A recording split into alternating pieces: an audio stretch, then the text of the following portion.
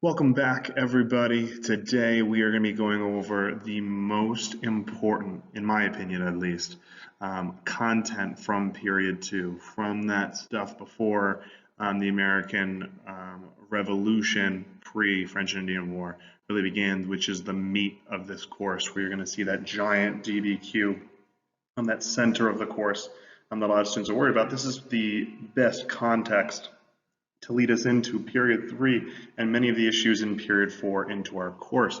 So we're really going to look at what made these colonies form the way that they did, whether that be the climate, whether that be the geography, will that be the motives, whether it be the type of people that came over, or different policies in between. We're also going to be looking at some major differences in between these, as well as similarities, because that's a good skill for us to learn as a historian, is to look at how do we see these trends appear again and again, or how have things changed or not changed over time, because that crux of argumentation is going to be the focus of our course. Because today is going to be a very big lesson, we need to make sure that we know what type of content we're looking for. For example, we should be able to explain the context in which this colonization in North America happened, or why and how different European colonies developed in this area. So first, we may understand that the French and the Dutch versus the Spanish versus the English all came for different reasons into different regions of North America, but also talking about more specifically the English and why and how they expand. We'll look at different factors like the environment that affects British colonial expansion. We're going to talk about the effects of this transatlantic trade, the continuation or the dropping off of a transatlantic trade. We'll see what happens there throughout this time period. We'll continue to look at how this interaction between Europeans and Native Americans really changed over time as well, because that's something that we can track throughout basically the entirety of this course. We'll also look at the causes and effects of slavery in the British colonies, and so we'll see how that changes over time, not just in them as a whole, but how in each individual region that changes or impacts them, whether in a great amount or a small amount. The biggest thing we need to really step off into this subject matter is just to understand this general idea that the different values of the people that came here dictated really the personality of these colonies. These colonies were not unified. This is not the story that you typically get from your elementary school or even middle school education at times. We're talking about distinct different colonies. They're independent businesses, all separated on their own, which most of these were. These were not just an extension of land from the British government. They were like individual companies, and so keep that perception in mind.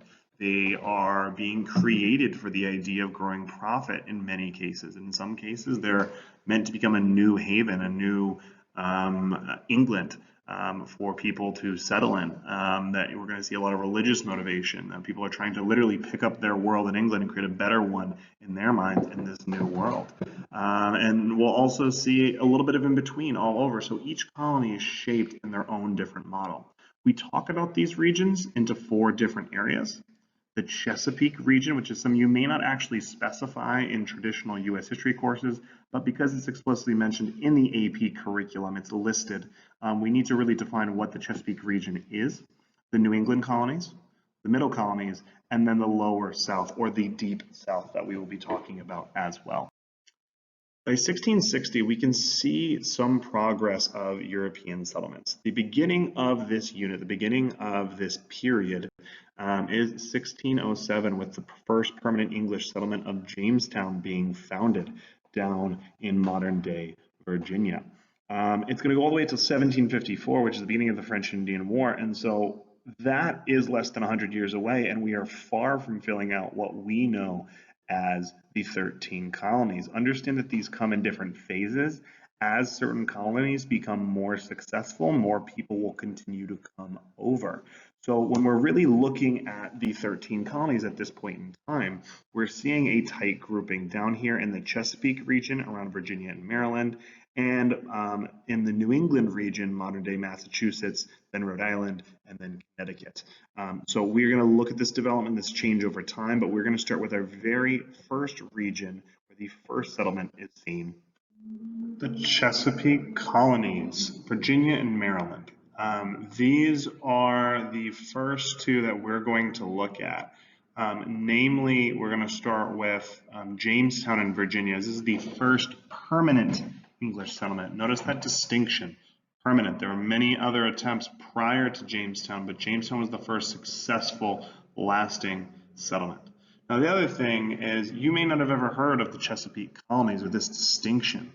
These colonies may have just been lumped into the South or the Southern colonies.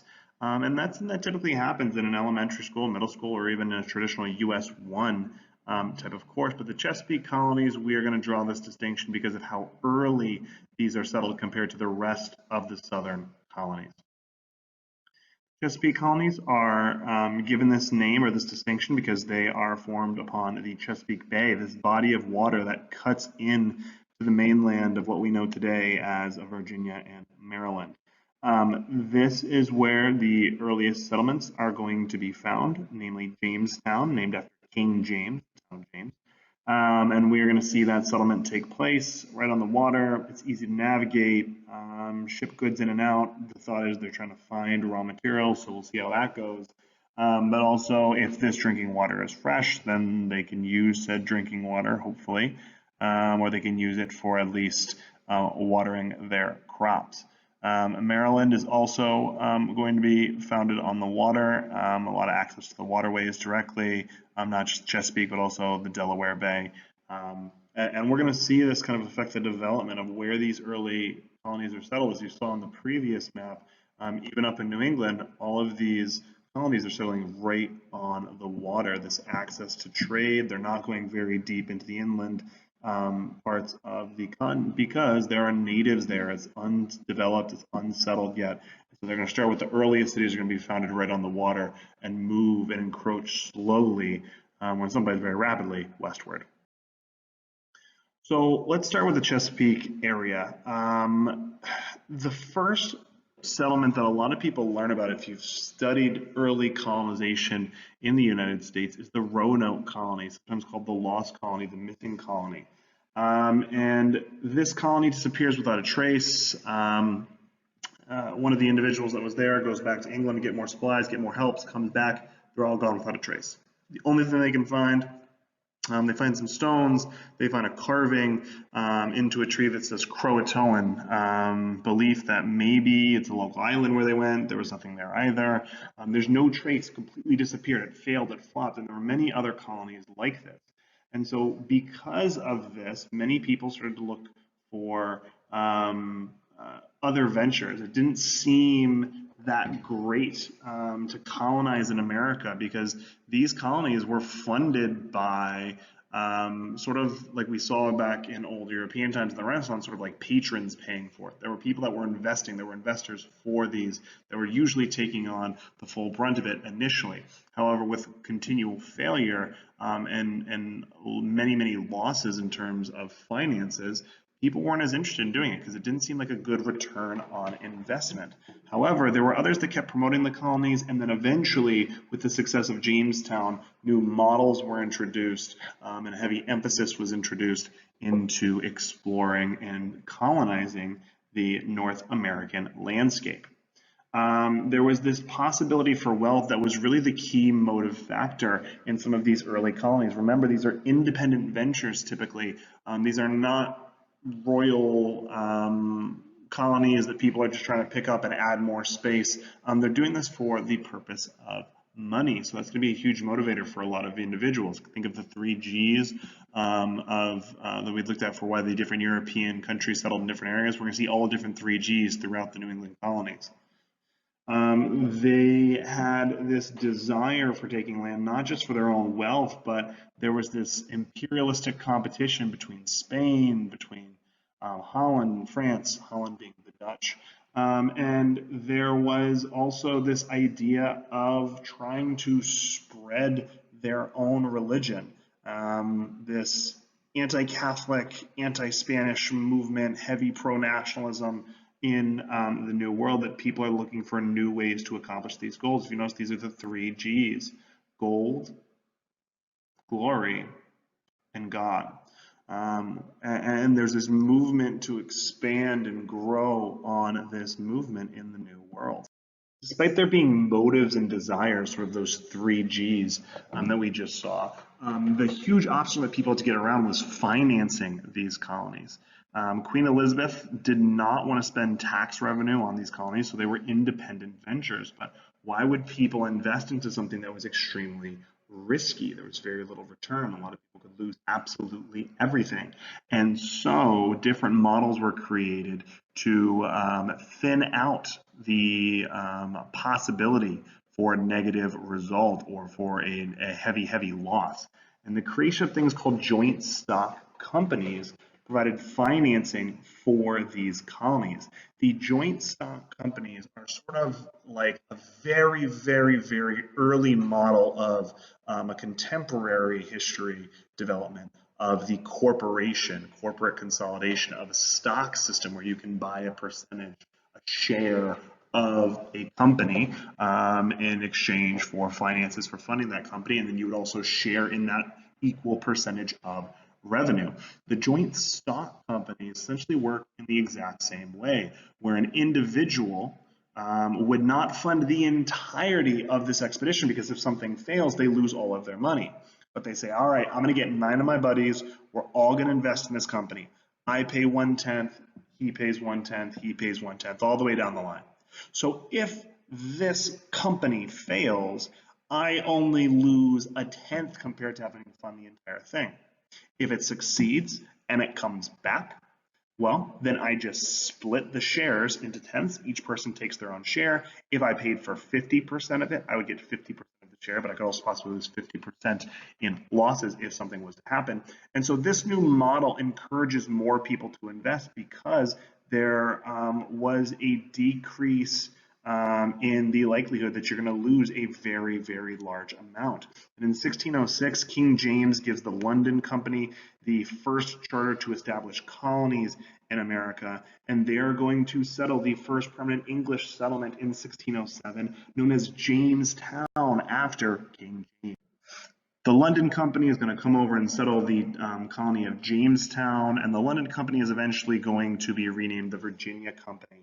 And the English stockholders really expected a lot of instant profits. The idea was that they were going to go over, they were going to find gold, get rich, and come back. They're not looking to set up a brand new home. And the Virginia Company that sets up the Jamestown Colony, eventually a larger part of what becomes the Virginia Colony, is going to be expecting to get really rich. And when those things don't turn over instantaneously, there's going to be a lot of tensions. Eventually, they're going to find some form of a profit, but it's not going to be the traditional gold nuggets that they are expecting. Jamestown was settled in 1607 along the Chesapeake Bay, but the area that they picked was not great. It was really unhealthy. It was swampland, marshy, humid, bugs around. The whole idea that it was formed, the reason it was picked, was the fear of the Spaniards. It was a good defense position to defend from the Spanish, but it was not great from the inland native inhabitants, who are really going to be the bigger problem that the Jamestown colonists are going to have to deal with. The other problem that's going to happen in Jamestown is most of these people are expecting to get rich quick. They're dandies. They're not like the hard-working type of individuals that you would expect that would have to go out into the wilderness. They haven't really done this ever before. They're doing it to get rich, and that's it. They don't have any experience in founding the settlement or doing some of these tasks, and so they're very resistant to actually doing anything for the greater good. They're only doing things for the betterment of themselves, their own personal profit, which is not going to help get this colony off the ground. It's almost going to fail right at the very beginning, because they weren't willing to work for the common good. And many people died within the early period, there was a time period known as the Starving Time. This was from 1609 to 1610. And at the very beginning of this winter, before it hits, because they failed to prepare properly because they're only searching for gold and personal profits, there was about 500 residents. However, by the time the springtime rolled around, there was only about 60. Some people even resorted to cannibalism. It was not what they had anticipated. They didn't plant crops or prepare for this long-term settlement, this long-term stay. And that is ultimately going to be their almost downfall at the end. However, they are going to persevere through that starving time and be much better as a result on the other side. This is a picture of the Jamestown Fort in 1609, still getting finished setting up. It's this unique triangular shape. The idea is more so for the posts to be protecting of the fear of the Spanish ships coming through the bay. But inside, they're going to be very closed off. As I said before, it's not great land. There's going to be a lot of disease that's going to spread through there. It's not going to be a very, very comfortable place. Not to mention, they have a vast network of Native American tribes surrounding them that they're not too prepared for. Now, inside of this fort, you can see some of the reasons in which they were formed. There were certain gates and chokeholds, again, to protect from that fear of that invasion. There was a marketplace. There was even a church. There were some settlements of streets, but it was not very large by any means. It was not super comfortable, it was not bougie, it was not really, really upper crust, but it made do for the time period. The problem is there's going to be a lot of disease that will spread inside this. It's not going to be the best place to hold out. There's only one way in, really, and one way out, with that principal exit labeled number 6 here towards the James River.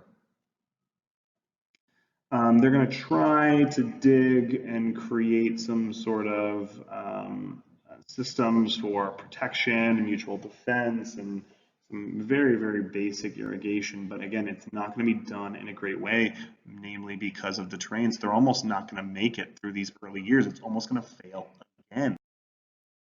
However, the Jamestown Colony is going to persevere through the help of some key figures. The first key figure that you need to know is John Smith. Now, John Smith is not the Pocahontas character from the Disney film in the same way. The Disney film kind of mixes John Smith and John Ralph interchangeably, but John Smith really instills this military-like discipline in the Jamestown Colony that helps them survive, that helps them set up in these very humble, simple houses, but instills law and order. And we're going to see laws of thou who does not work shall not eat. If you are not going to contribute, you will not reap the benefits. This is a picture of John Smith, and he is able to not only instill order, but able to create a semi-amicable relationship with the natives for a temporary time being able to trade food with the natives to help the Jamestown colonists survive. We see the starving time due to this poor leadership and harsh winters, but this really allows for John Smith to sort of rise to prominence in the Jamestown colony. And in 1622 and 1644, Jamestown is going to be attacked by Powhatan Indians, the neighboring Native American tribes. This is the tribe of Pocahontas.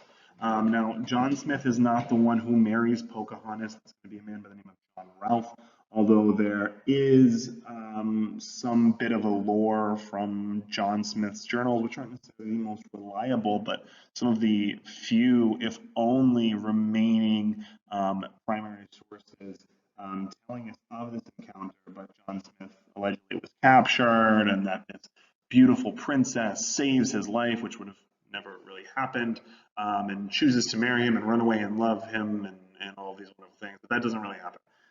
We're going to see more of that relationship that we see in the Disney film between the Englishman and the Native American princess, with John Ralph, who's going to be coming later.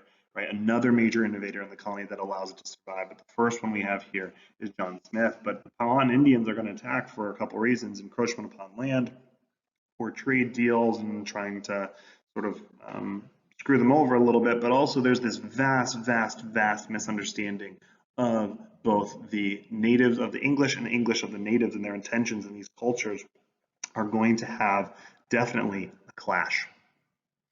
The problem, not only are they going to be dealing with a force that outnumbers them, they're dealing with probably the most powerful Native Americans east of the Mississippi River. So they really settled in a hotbed area, but this relationship is the only thing that's going to allow them to sort of survive long enough to be able to get their head on their shoulders. But it's going to be very difficult. They're not just messing with this tiny ragtag group of people with sticks that a lot of people view or depict in some very crude depictions of cartoons and paintings. It's much more sophisticated than that. And the Powhatans are definitely going to overrun Jamestown a few times. This is a picture, or an indication rather, of this map of the Powhatan Confederacy, which is this expansion of all of these different more town-specific tribes and kind of how they fit together into a larger whole. So they are right in the middle of it, right in the heart of the Powhatan Confederacy. Many Indian settlements around, up and down the river. There are English settlements that were not that far off from these. So they are definitely surrounded in this. So they're not in the majority, they don't have the power, so they have to find other creative ways to survive and to thrive. They can't just take things like they want to, because there are other major forces living there. This is a depiction of the 1622 Powhatan uprising. They killed 347 Jamestown colonists. Now, the big thing is, if we just take this at face value, right? Think about the way that you see that the natives are depicted in this painting. How are their faces drawn? How are the English drawn? What is going on here, right? It looks like these are just savage murderers completely bludgeoning these people. You see in the middle a native bludgeoning a woman and a child on the ground, stabbing people in the back. Complete, absolute massacre. There isn't any indication that this was provoked in this. These are just peaceful people sitting, and that they were violently attacked for no reason. But when we're looking at the historical situation surrounding the document, we're thinking like a deeper historian, we can realize what caused this. First of all, what caused this event? Well, the thing that caused this event was the continual encroachment upon native lands, trying to expand the tobacco industry that they're beginning at this time. And so this is going to lead to a result of an attack to try to repel these English invaders. Number two, look at the point of view of this painting. What is the author trying to convey by drawing or painting it in the way that they do? That these natives are savages, that the English were attacked unwarranted, and look how brutal and terrible these people are. They're absolute monsters. So we have to take the information that we can from this document, but then we also have to sift through it to figure out what caused this document to be produced in the way that it is. Our next major figure, John number 2, John Rolfe, introduces this tobacco plant, a hybrid of the Spanish tobacco. It was a crime punishable by death because it was so lucrative of stealing and smuggling this out of New Spain. And it gives Jamestown a cash crop economy. A cash crop economy is where individuals grow a crop to turn it to cash. It's not a subsistence means, it's means of making money. And this economic system is going to be the beginning of this staple moving forward. And they're going to use tobacco that becomes nicknamed black gold. This black gold expands so quickly and at such a massive rate. There's going to be a variety of different effects of this, both positive and negative. In 1618, 11 years after the settlement of Jamestown, Virginia is going to produce 20,000 pounds of tobacco. 4 years later, despite losing a third of its colonists because of the Powhatan attack that we just saw in that painting, 60,000 pounds of tobacco were produced. 5 years later, Virginia is producing 500,000 pounds, 500,000 pounds of tobacco. And by 1629, 22 years after its founding, 1.5 million pounds of tobacco is being produced in Virginia.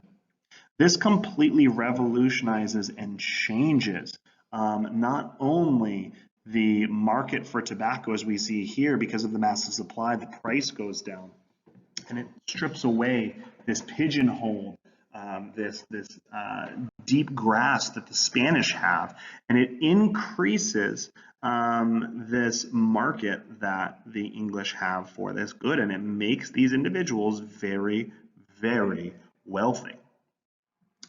Now, this tobacco cultivation is not just going to happen by just letting random people just go, and it doesn't just naturally take this course. There is increased government support for this model to encourage the cultivation of tobacco, and also the settlement of Jamestown. Head rights, which are legal grants of land from the royal crown, are going to be used to encourage people to continue over. So the government will give you land if you go over and you settle and you cultivate tobacco in Jamestown.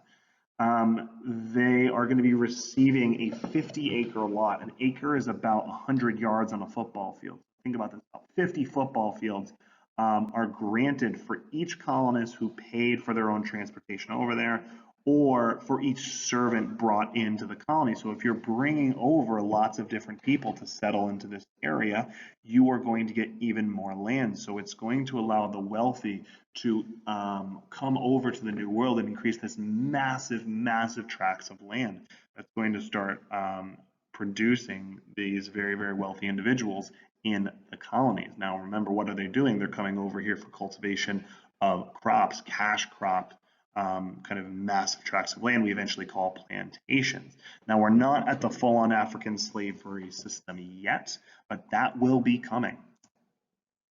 There are going to be these massive tobacco plantations, these new settlers that are coming over trying to make their fortunes, whether they are already rich or the individuals that are not wealthy enough to pay for their own transportation are going to sell themselves into servitude, called indentured servants. These indentured servants are going to work for the term of an indenture or a contract, and once they are once they have served up their length of their contract, they will be given a tract of land and tools to really start and plot their own land. And for those individuals that are bringing over those indentured servants, they are getting more land for each servant they are bringing into the colony. So it's hopefully ideally beneficial for both ends of the spectrum. Virginia is really going to grow due to these head rights, and you're going to see heavy English migration. Originally, there's going to be this heavy influx into the Caribbean, looking for precious metals there, but many individuals are going to flood to the Chesapeake and even into New England in the first major wave of migration from 1610 to 1660 during the colonial period. Most people are going to flood to the Chesapeake region, so it's going to become populated quicker versus the New England region, but eventually there's going to be increased migration there as well. So during this time period, there's a year that, especially with everything going on in the United States in 2020 with the riots coming after the murder of George Floyd, that this year, 1619, as I've seen it tossed around in the news very frequently, a lot of different individuals using this year as part of a discussion, as sort of speeches, as this monumental year for race relations. And 1619 is a pivotal year for the Chesapeake settlement and really for the entirety of the United States. And we're going to talk about why it was so pivotal. 1619 is the year that the Virginian colonists really created the first legislative assembly. It was meant to create local taxes, oversee finances, kind of an individual legislature in the New World. The Virginia House of Burgesses is the very first legislative assembly in the United States of America. So 1619 is a very, very important year. This system and this practice is going to be in place over 100 years before, over 150 years before really the American Revolution truly takes off. 150 years over than the Declaration of Independence. So this is a long, long history in the colony and then state of Virginia. So this is something that becomes very ingrained and very regular and normalized for the colonists. 1619 is not just important for that year, and the reason why it's brought up in many conversations with the Black Lives Matter movement and modern race relations is because of the first African slaves arriving in Jamestown in 1619. In the 17th century, there were only about 1,000 slaves arriving in the New World per year, and this number is going to drastically increase as time goes on. But the beginning, the first time African slaves were brought over to the New World and stepped foot on this continent was 1619 in Jamestown.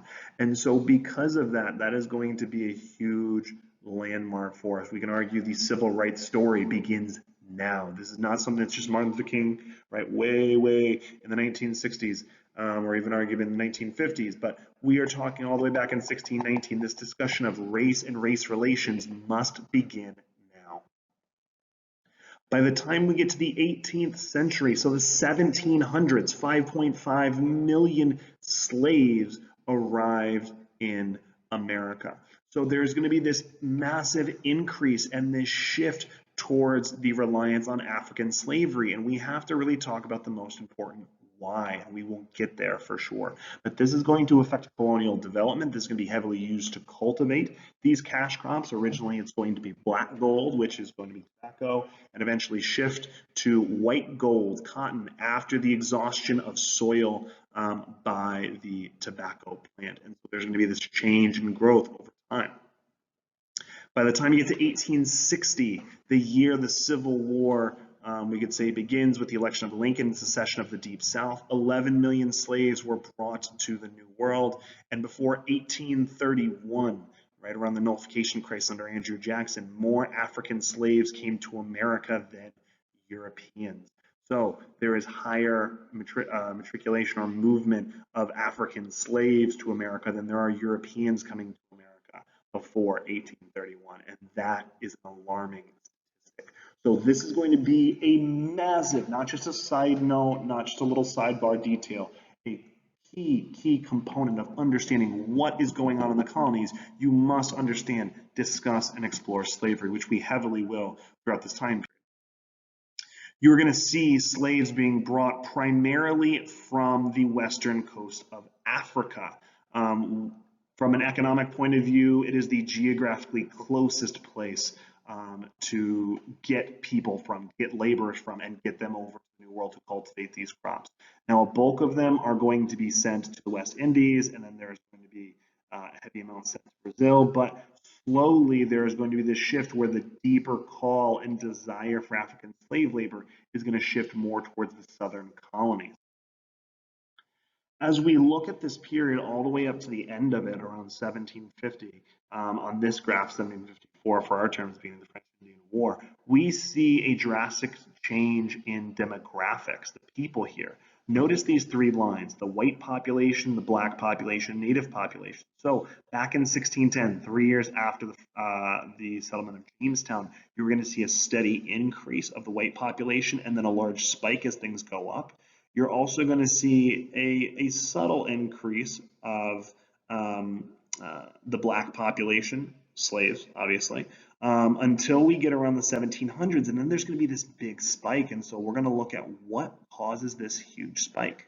The other thing that we need to take note of is this green line, Native American populations decreasing over time, right? And we can look at not only what is happening, fact recall, right, describing what we see, but analyzing it with greater depth. What caused this to happen? Well, the greater reliance on slavery is going to cause the spike in Africans into the Chesapeake colony. What caused the continual degradation of the Native American population? Diseases, for example, continually squashing that population lower and lower and lower.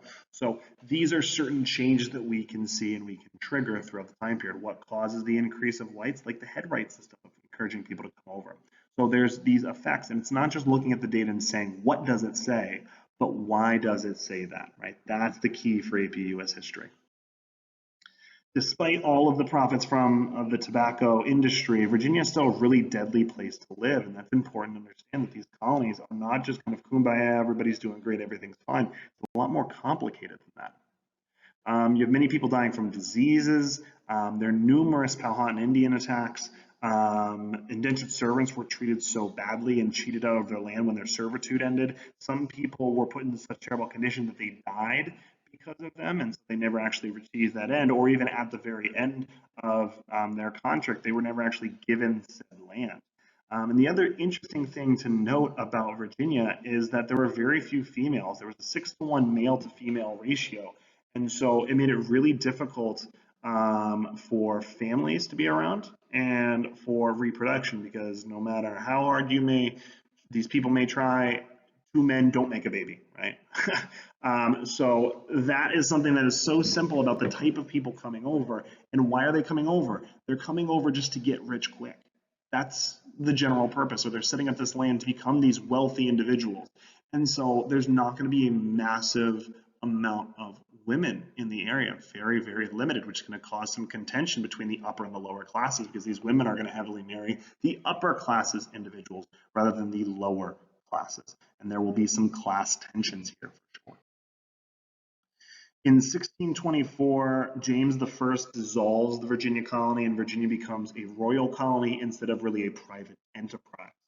And the colonists, although they became a royal colony, they still continued to meet in the House of Burgesses. So despite becoming an official royal colony, they still practiced this system of representative assemblies, the House of Burgesses. So this is something that will not disappear. Virginia is divided into 8 counties. Each of them have their own county court. So there's a centralized sort of Virginia government, and then there are subdivisions throughout to garner and control their own individual regions. And really, even though it shifts to a royal colony from private business, very little changes. Jamestown was still focused on tobacco, and there was really still this continued lack of unity. And this becomes important, that although there are some changes, there's a lot of continuity over time. And so this becomes a consistent throughout this entire time period until we get up to the American Revolution.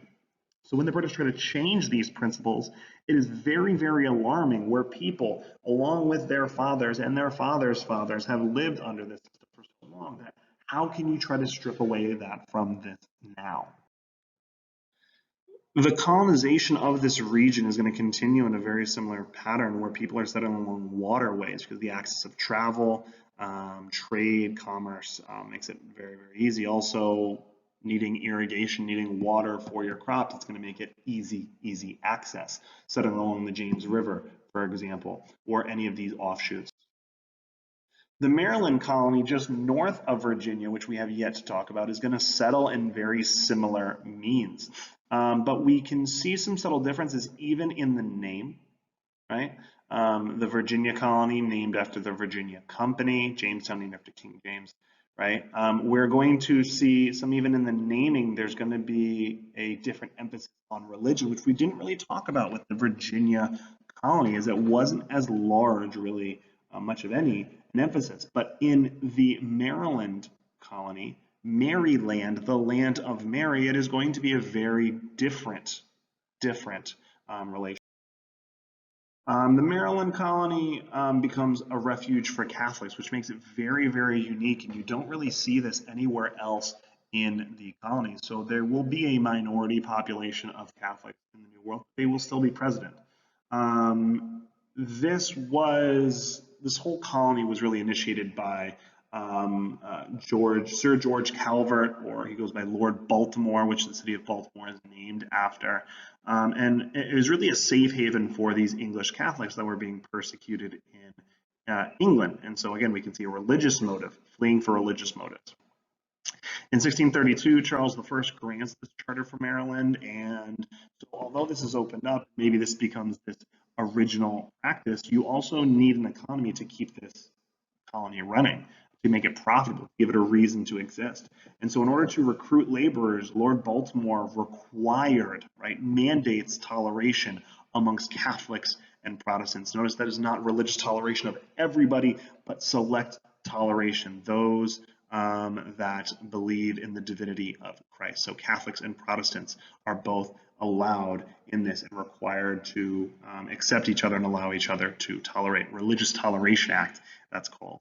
Very, very important. A good example of early religious toleration, which isn't really found in all of the other colonies. Wealthy Catholics were really unwilling to come to America. And so what actually happens, despite it being open, and even kind of the name, Mary, Mother of God, right, becomes populated mostly by poor Protestant farmers, indentured servants, and so it makes a very different culture than maybe what Lord Baltimore was anticipating early on. It didn't have these large tobacco plantations like you'd expect from typically lumping this in the southern colonies. And farmers who were mostly poor tobacco planters lived in scattered riverfront settlements. So it is not like the Jamestown colony exactly, but their plotting settlements may be semi-similar, but the result or the change of them is very different. Maybe their means or the tactics that they used are different, right? So there are similarities and differences between these two Chesapeake colonies. Now we move on to the other major region. The next major region is the New England colonies. Look at that name, a New England. They want to create a brand new England in the New World. So the New England colonies are going to be made up of what eventually becomes Massachusetts, Rhode Island, Connecticut, and New Hampshire. Vermont does not exist yet. It's claimed by New Hampshire. Maine, modern-day state of Maine, is part of Massachusetts until 1820. So our really early colonies we're going to see the Plymouth colony, the Massachusetts Bay colony, which eventually will be kind of reconciled and brought together. We're going to see offshoots from these colonies, such as Rhode Island, New Haven, part of Connecticut, and even New Hampshire, which was for a while a part of Massachusetts, eventually will break off. And so by 1650, this is what the New England colonies will really look like. So there is increased settlement there as well. The Chesapeake and the New England colonies are definitely the earliest ones coming over settled by the English. There's going to be this cause and effect relationship all throughout world history. And when we're specifically looking at American history through the lens of English history, connecting those lines, we see examples of this through major events in England affecting what happens in the New World, eventually becomes America. We see this example of Queen Elizabeth reconciling the Anglican and Catholic conflicts and fights, and it really appeases many different individuals, but not everybody is happy with really kind of bringing together or joining sort of the Anglican and Catholic sort of rituals. On one hand, you're going to have the Catholics who are not going to like this, and they're going to settle in Maryland as a result. They can't live with what's going on with this, so they break off and they practice their religion elsewhere, and they go to the land of Mary, Maryland. Heavy religious toleration, one of the only places they can really go that's really accepted and welcoming of there, so they go there. Then you're going to have this group that we call the Puritans, who want to purify the Anglican Church of these Catholic rituals. The Pilgrims are going to be part of this as well, and both the Puritans and the Pilgrims, depending on how specific you're going to be, come over to the New World. They're originally headed for kind of the Chesapeake area, but they get off course, and they end up settling in the Massachusetts, what becomes the Massachusetts Bay and Plymouth colonies, eventually becomes Massachusetts. This is going to be this effect, this push factor that is going to have them kind of leaving England or maybe pulling them to the New World to have this idea to practice their religion how they want. The Pilgrims were separatists. They wanted to break away. They did not worship in the Anglican Church. These were people fleeing Holland, fleeing England to avoid having to compromise their beliefs. They want to practice it the way that they want to, and so they're going to come to the New World. When they do, and they migrate into the New World, they're going to have this very distinct identity. They're going to settle in New England, really the first people to settle there, and they're going to start creating a very unique New England culture, very, very different than what we're going to see in Virginia or Maryland of the Chesapeake colonies. They are going to form what's known as the Mayflower Compact. Essentially, they had a royal charter and they were headed for near the Chesapeake area. They got blown off course completely and ended up in modern day Plymouth Rock, modern day Cape Cod. And they are going to sign this new body, this compact, this body of law, because they technically didn't have the right to settle in that area. So they create a new contract of what they refer to as a civil body politic, an agreement about how it will be governed, sort of the people, by the people, among the settlers. It's going to be the first form of self-governance in the New World. We have the first form of representative assembly in the House of Burgesses in Virginia, but now the first form of self-governance here in New England.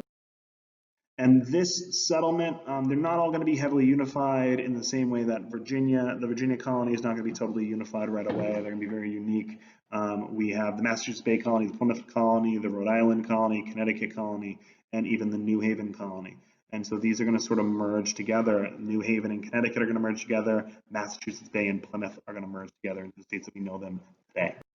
So the Pilgrims are going to be the group that really first comes over, and they found kind of the Plymouth plantation. Plymouth Rock is where they land, right near modern-day Cape Cod.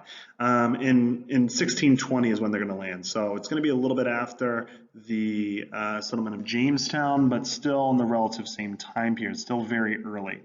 Just like Jamestown, they're going to face a lot of disease and hunger, but they're going to be able to get by with the help from local natives, probably the most famous one being the Native American Squanto.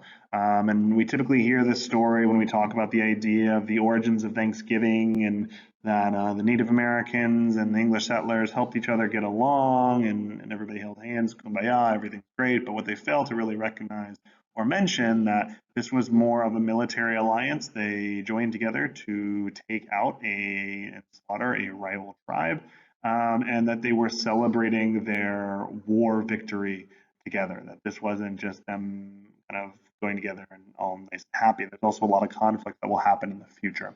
But this is this general relationship, this general discussion we see happening very early on. But Plymouth as a whole was really a society of small farming villages, and they really came together by mutual consent. And that worked all fine and well, but they didn't have enough recruitment issues. They had problems getting people over. And by 1691, Plymouth is going to get absorbed into the much larger and much more successful Massachusetts Bay Colony, home of the Puritans, which are perhaps a bit more famous due to their longevity. And so we're going to talk about the Puritans of the Massachusetts Bay Colony next. The Puritans who settled the Massachusetts Bay Colony in 1630s were more conservative than their counterparts, the Pilgrims, who settled the Plymouth Colony in 1620. The Puritans wanted to remain within the Church of England. They weren't looking to be separatists. And so because they really sort of swallow up the Plymouth Colony, they are really going to carry that idea a little bit further. So you're not going to see this real big break from the Church of England. They're going to believe in a couple different ideas, such as predestination, that God has already determined who is going to heaven and who's going to hell, this fighting against social sins, and they really despised the Catholic rituals in the Anglican Church. There's some similarity there. But because of these, it's going to develop a very unique culture. They will have religious freedom in the sense that they got to pick their religion, but that doesn't mean you can practice any religion that you like. It's kind of like how Henry Ford in the 1920s described the options for his Model T, his first car. You can have whatever color you like as long as it's black. You can have whatever religion you like in the Massachusetts Bay Colony as long as you're a Puritan, right? You have to adhere to these laws. It is strict. It is the only option you have. They are not tolerant like we would say maybe those in Maryland would be. In 1629, a lot of Puritans felt that King Charles was really ruining England, and so there's going to be these core root ideas of them separating themselves from the English. Notice this long-term trend to the American Revolution. From 1630 to 1640, you are going to see a major leader really rise up by the name of John Winthrop, who is going to lead 16,000 Puritans to the Massachusetts Bay Colony and set up this so-called city on the hill.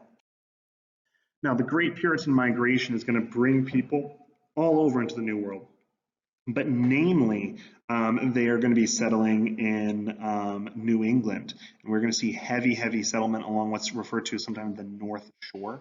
kind of the modern day Boston, Cambridge area and above. And that's going to be a lot of that settlement right on the water is going to be the settlement where we're going to see a lot of these Puritans settle. It's going to lead to the settlement of this darker red area we see here up on the northern portion. There's some settlement out towards modern day Springfield, Massachusetts, but it's more so going to be out by the water. Winthrop really had this common spiritual goal that he tried to emphasize. He really wanted to create what he referred to as a city on a hill, this idea of this beacon of righteousness. If you went to a Catholic school when you were a young kid, or you went to Bible study at a church, maybe you've heard this little song of "This Little Light of Mine," right? I'm going to let it shine, right? We're going to let the whole world see my little talent that I have, right? I'm not going to put it in a bushel basket. I'm not going to hide it. Everyone around the world will see what happens when you have this heavily religious focused epicenter of a culture in this colony. We're going to be an example for the rest of the world to see that we'll be the city on top of the hill. And New England really had some very unique demographic and social trends that you don't really see in the other colonies as much. You are going to see settlement coming usually from families, not individuals trying to come rich. So you're going to see population of families much quicker. New England was a generally healthier place to live, partially because of the climate, where you're not going to have the carrying of deeper diseases because of the longer growing seasons. Now there will be a bitter winter for anybody of us that have lived in New England for a very long time really know that. And a lot of different settlers are going to sacrifice self-interest for the good of the community, which is the exact opposite of what we saw in Jamestown during the starving time. It's this collective whole because of these religious minded goals. And so as a result, the type of people that are founding these colonies are going to create a different, unique culture in said colony. The Massachusetts Bay Colony really grows beyond just Boston, and really towns begin to develop and they have their unique personalities. So although Boston becomes the largest city and capital of Massachusetts, there are other major cities that come up and they have their own unique personalities.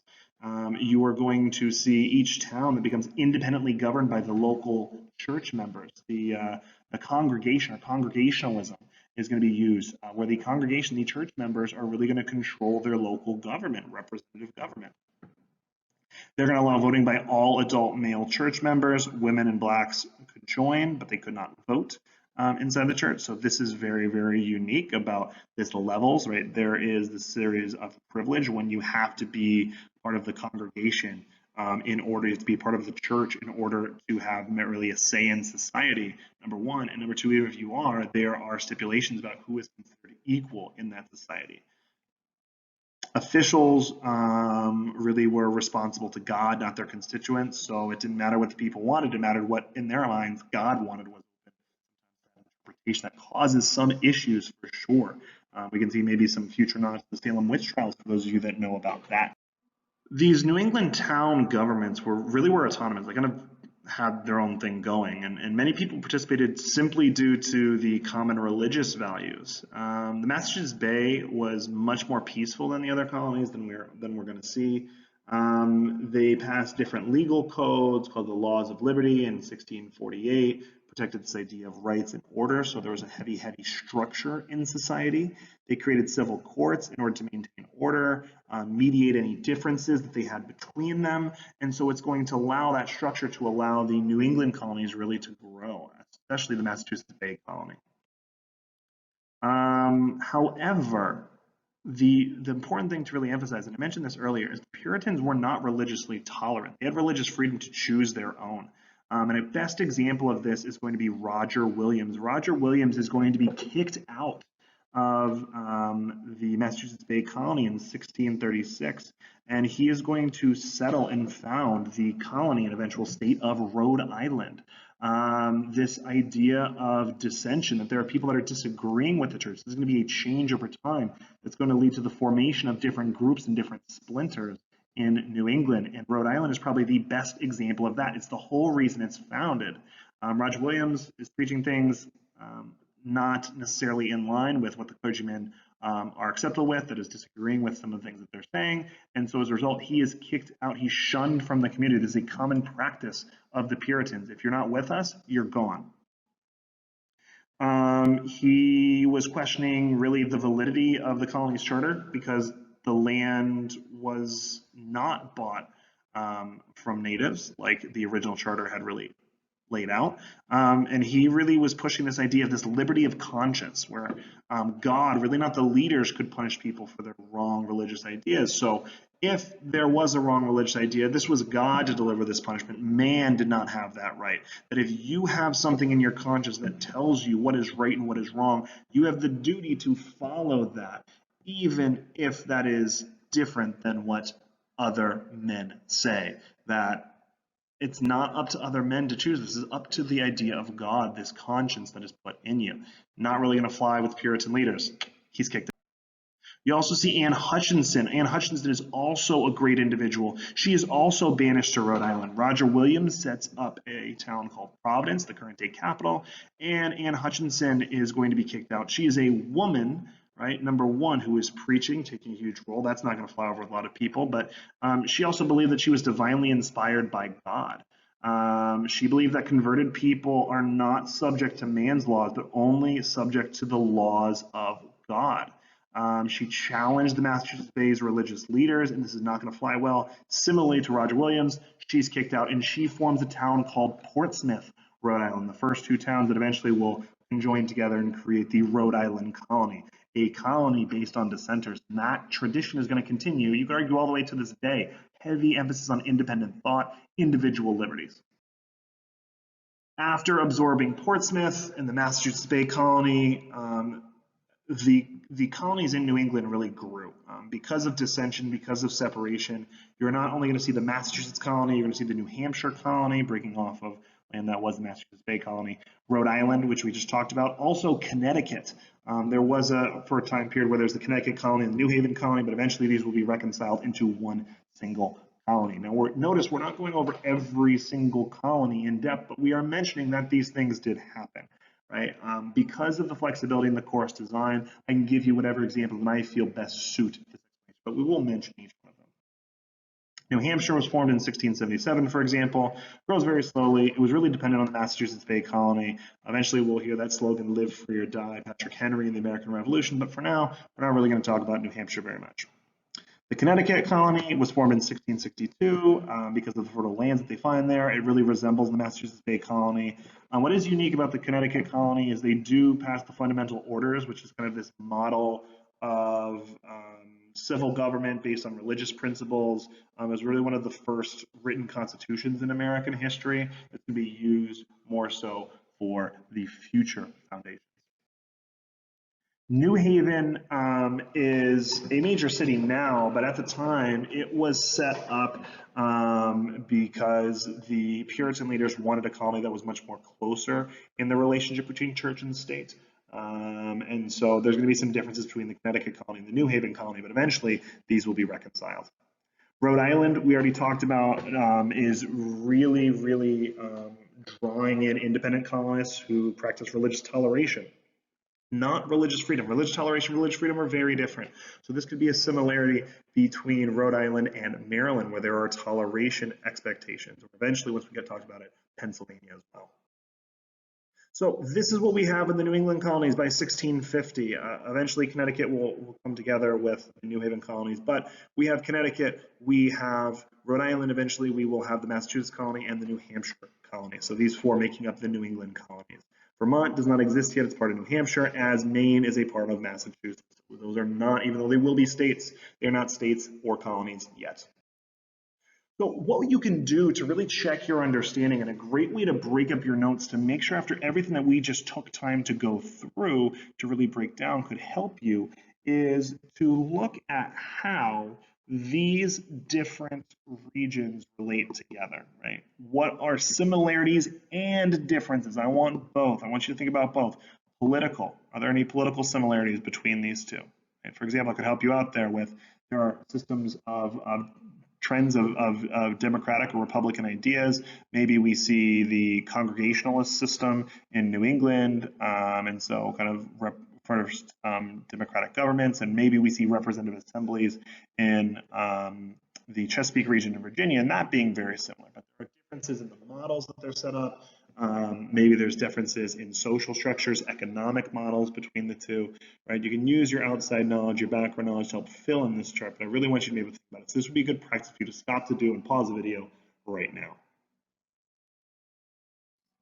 Now we're going to branch off into the remaining colonies, right? The colonies in between the Chesapeake and the New England colonies and the colonies below. So we can look at the southern and middle colonies and also look how these are similar and different than those ones that we've already looked at. We can look at this economically, we can look at this geographically, we can look at this socially, right? We can look at this politically. We can look at these in different lenses and how we can analyze this information. So continue about thinking about these connections, similarities, changes over time. This is typically used in the short answer section and multiple choice section, frequently on the AP National Exam. And you can also see questions similar to this in the long essay format. Now we're going to talk about the middle colonies. On the middle colonies, I find that students often have problems naming which ones they exactly are. We'll look at all four of these, but the most important ones by far are going to be New York and Pennsylvania, although based on your regional kind of history or discussion of these, you can use them in your own unique way for sure, but we're going to focus primarily on New York and Pennsylvania. So the middle colonies are going to be very unique. Again, just like the New England colonies and the Chesapeake colonies, they're not all going to be unified right away. We see these different names of what we know them today. East Jersey and West Jersey were separated, eventually become New Jersey. The shapes are not the same, but we're going to see this development change over time. New York was really established as New Netherlands, so the English didn't actually found New York. Eventually it is engulfed because the Chesapeake colony is going to start to grow rapidly along with the New England colonies, and they're going to really engulf the New Netherlands. They were really this huge economic rival to the English and to the Spanish in the New World.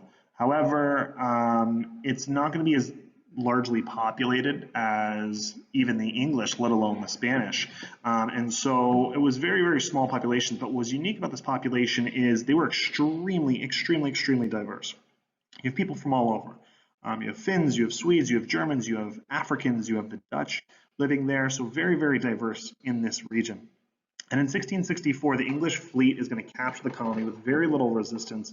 The Dutch are not going to have the same ability to support, bolster, and protect with arms like these other countries will do. And so the English are going to swallow up New Netherlands and rename it New York. And these people that are there are still going to be there. The Finns, Swedes, Germans, Africans, Dutch. Now you have the English mixing in. There's natives in the area. So New York is going to be very, very, very unique. The middle colonies are going to be quite diverse. And so this is going to be sort of a map of what we're looking at here. And the yellow is going to be what the Dutch settlements were. And so the English are really going to be able to engulf this quite easily.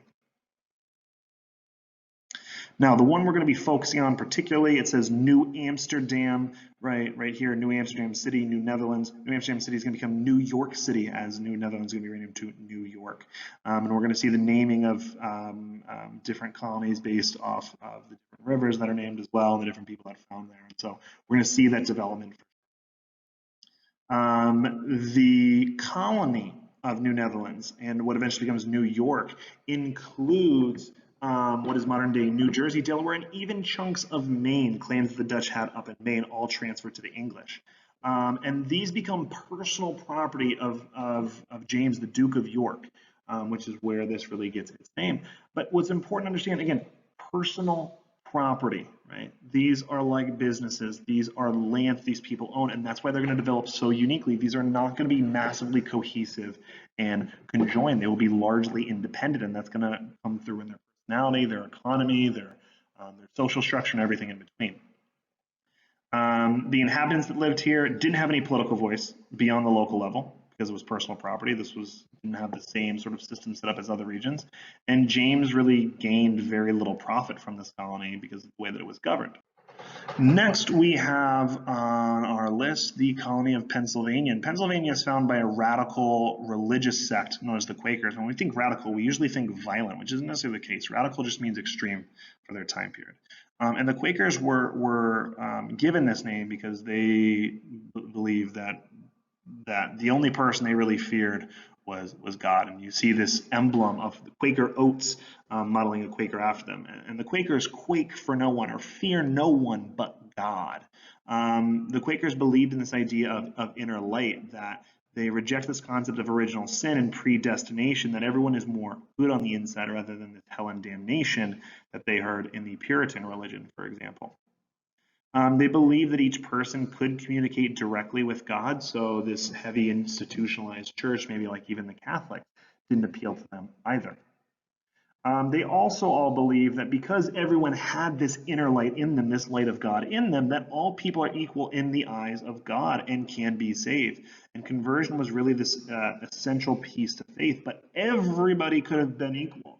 And so Pennsylvania becomes this unique little experiment, the holy experiment as it's nicknamed, in order to entice people to come over of all different places that maybe didn't have a place to belong to before.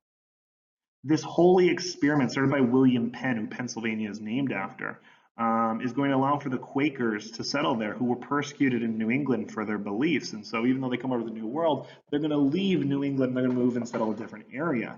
And this holy experiment was really based on the idea of peace. The Quakers also, an important thing to note, is that they were promoting religious toleration. And so this is similar to maybe what we're seeing in Maryland with the Catholics, although it's not full toleration. They're much more full in this toleration here, maybe a little bit more open and tolerant in the way that Rhode Island might have been as well. But they're really a society that's run on these Quaker principles. They are anti-war, anti-violence. They don't see this as a means to an end. So during the American Revolution, they're not going to be for this American Revolutionary War, not because they think that the English are right in what they have done, but because they're disagreeing upon this principle of violence. They are non-violent individuals. This really appeals to a lot of different immigrants, whether they're English, Welsh, Irish, or German, and they're going to pull a lot of people into their colony in the 1600s, 1700s, and the early 1800s as well. Many German immigrants in the middle of the 1800s are going to settle in Pennsylvania and Ohio. This is a depiction of William Penn and the natives, again, willing to accept all, even Native American, which is very, very cavalier, radical or extreme at their time. Right? So think about this in this way, right? How was William Penn's holy experiment of Pennsylvania similar to John Winthrop's City on a Hill? Give you a few moments, maybe pause your video right now. Maybe you can think of the religious backings between them, right? They're both doing this based on religious principles that they believe can be a model for other people to emulate.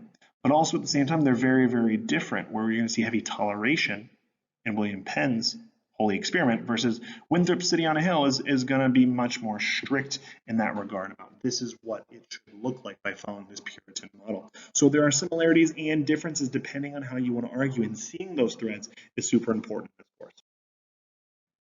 You're going to see heavy immigration to Pennsylvania that's going to lead to very diverse populations, religious diversity, national diversity, and ethnic diversity in the populations living there. There are a lot of fights, quarrels, very common. But Pennsylvania, despite all of this, was able to survive. They are not going to have the same amount of diversity and conflicts due to diversity in Virginia and Massachusetts Bay, because they kind of expel anybody that isn't like them and they just kick them out. But there will be some fights, but despite this, Pennsylvania is going to prosper and become one of America's most successful colonies, for sure. In 1701, Penn is going to grant self-rule to the Pennsylvania colonists and independence to the Delaware counties, and so this is going to branch off into, again, yet another one of these middle colonies. So there are some similar threads and trends here that we see for sure. We're going to see an urban population growth during this time period all the way up to 1775, a year before the American Declaration of Independence is shown. And you are going to see that by that time that happens, Philadelphia will be America's largest, most populated city. People forget how important Philadelphia is, especially in the earlier time period. Philadelphia is America's largest city. It is not New York City. It is not Boston. It is far from the major and southern city in the south, Charleston, South Carolina, right? Philadelphia is the city, and so that will change over time. But during this time period, Philadelphia key part of Pennsylvania. It's going to be a huge, huge component in the American story. So don't forget about Pennsylvania. So from taking from that chart, and when you really look out and you zoom out to this map, you can really see the importance of not only Philadelphia, but New York, and realize that although these are two different colonies, they're in the same exact region, and they have two of the best ports for trade in America, and that's going to be Philadelphia and New York. So really emphasize that, really understand that. Couple different reasons for that, where kind of the growth of the city, diversification, point for work eventually, but also just their geographic location, land trade between the different regions, and also trade by water. Having these major port cities makes it important. The remaining middle colonies are Delaware and New Jersey, and we're really going to look at them in the same way that we looked at Connecticut and New Hampshire, where it's kind of just a glance over at this time. So during the colonial period and really this lead up, we can look at the region through a thematic approach to the whole, and the way that we looked at the Massachusetts Bay or Rhode Island colony as a whole for all of New England, or we really looked at the Virginia colony as much of a larger whole of the Chesapeake, or the Carolinas as a larger whole. We'll look at of the lower South. But Delaware and New Jersey, they do have their importance, especially their importance in the constitutional era coming up, and a massive amount of importance in the Revolutionary War. Some of the biggest turning points are going to happen in New Jersey, but we're not going to go into great depth into their settlement. They both have some interesting, complicated histories where they were part of other different colonies. They were part of different countries, right? When we look at the taking over of New Netherlands, New Amsterdam, and so we're not really going to focus on them. There's some division. For example, New Jersey wasn't always just one piece. There was East Jersey and West Jersey. Delaware used to be part of Pennsylvania.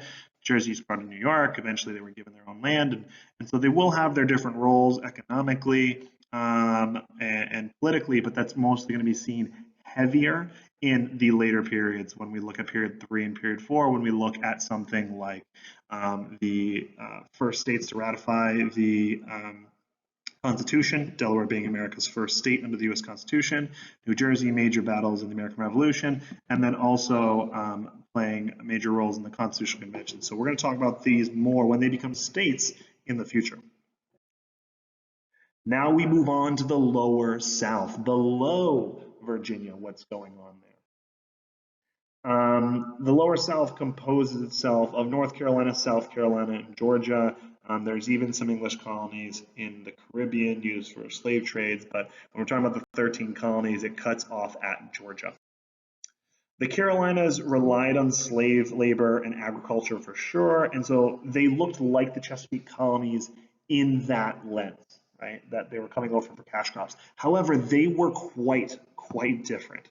Number one, the diversity of settlers. Number two, the environment was different than Chesapeake, and there wasn't this deep, solid South, this binded together cultural cohesion that we're going to see maybe later in American history in the early 1800s during the antebellum period, but we're going to see more yet.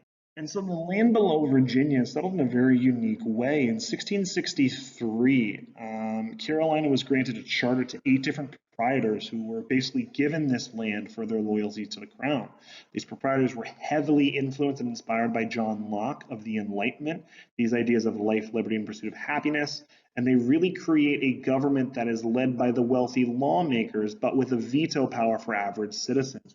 So although it is still aristocratic, where the rich are at the very top of the totem pole, there is power given to the everyday people. It was sort of established as this political utopia experience with a lot of different early forms of democracy. So the Carolinas are going to be very influential in the early colonial period. It's not just Massachusetts, it's far from it. There's a lot of other major states that are huge players, especially the Carolinas. But Carolina really had difficulty recruiting settlers in its first years, and so it's not going to grow at such a rapid rate as maybe the other colonies you might see. English planters from the Caribbean islands, where some originally settled following the path of Columbus, trying to get rich quick from those precious metals, from the island of Barbados, were really recruited to Charlestown, named after King Charles, to come to the Carolinas. They really brought along this strict, cruel slave trade with them that had been implemented in the Caribbean, and they really demanded greater self-governance within Carolina. And by 1729, there was this kind of division, this cultural split between the Carolinas to split them into two totally separate colonies between North and South Carolina, and they're going to develop very differently. North Carolina is going to become and develop more similarly to that of Virginia, and South Carolina has become much more unique. This is where the major slave hub in the country, in Charleston, South Carolina, Charlestown, right, is going to be settled. And so as a result, there's going to be deeper embedments of slavery here. This is going to track us all the way up to the nullification crisis under Jackson, all the way up to the secession and the Civil War. So there's a lot of early trends we can start picking up here. We see this migration from Barbados to Charlestown. It's 2,000 miles, but it's going to bring along not only individuals to settle, but their culture as well. And so the unique culture of those individuals is going to dictate the culture of this colony. Charleston, South Carolina is really the only southern port, and it is a massive port. It's the only major city in the South for quite some time, until New Orleans and then eventually Birmingham. But Charleston is a major city. Do not forget about it. It's one that is going to play big dividends into the development of South Carolina and also the slave trade as a whole. Now, we're not just seeing tobacco, we're going to see other different crops that are going to be used throughout the South. Indigo and rice are going to be grown in large levels in the Carolinas. Indigo is going to start to be grown in the 1750s moving forward, and the heavy growing of rice in the 1700s as well. The Carolinas, of course, we just talked about are going to be split, but there's one more colony that we have yet to really talk about in the South, and that is going to be Georgia. Georgia was founded in 1732, so much later than really the other colonies, by James Oglethorpe as really a strategic buffer between the Carolinas and Spanish Florida. And so this was literally a buffer colony to protect us from the Spanish, who are our major rival, one of our major rivals at the time, right directly to our south in what we consider modern day Florida. This was used as a refuge for any people in debtor's prison in England.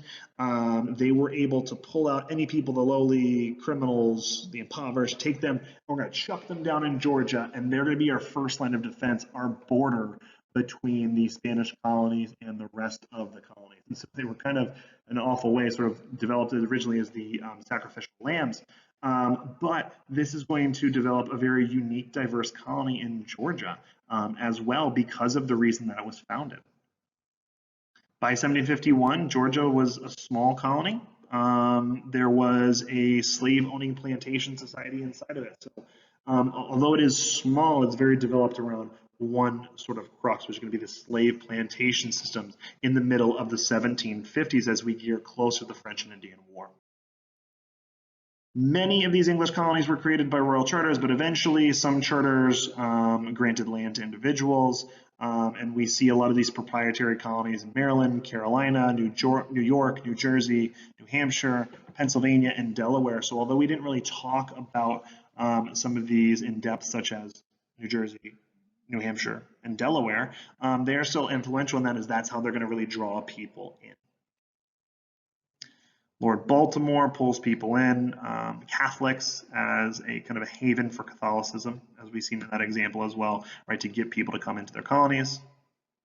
We see 8 proprietors that create a politically democratic colony in the Carolinas. Eventually they split, but still those effects lingered there.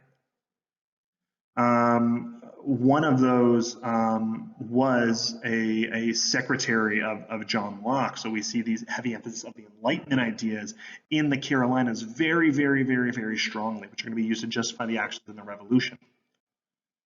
The land of New York was given to the Duke of York, James, brother of Charles II. And Pennsylvania granted to William Penn, who was the son of an English naval hero, as a land of religious freedom. And so we see individual lands granted in New Jersey, New Hampshire, and Delaware, but these are some of these big contrasted, stark examples between different regions all over the colonies of ways that they were given land. And so by the time we get closer to the American Revolution, 1754, and the end of the French and Indian War in 1763, we see the setup of what we'd consider the modern 13 colonies in this picture here. This is one other great example for you to use here with these colonies, the colonies of Virginia, New York, Plymouth, New Hampshire, all the way down.